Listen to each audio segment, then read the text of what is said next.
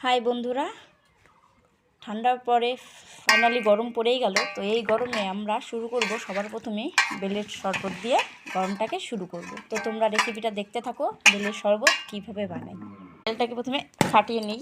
চলো, ফাইনালি বেলটা ফেটেই গেল।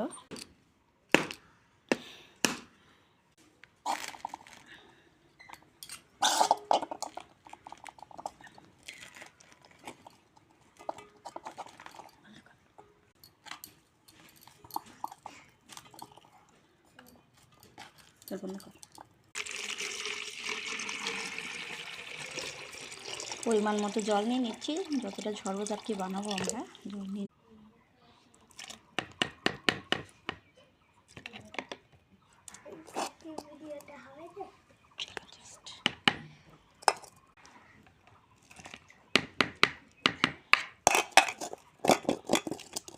ভালো করে জলের মধ্যে মিক্স করে নিলাম।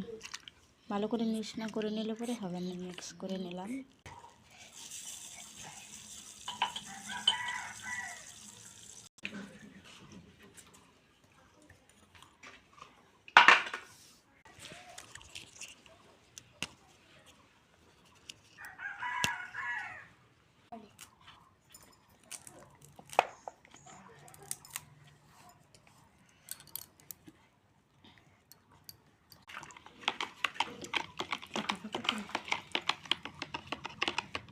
হয়ে গেছে, এবার খেয়ে দেখবো শরবত কেমন হয়েছে।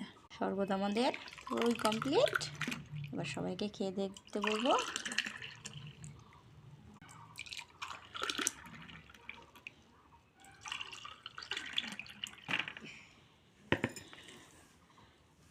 চলো খাও।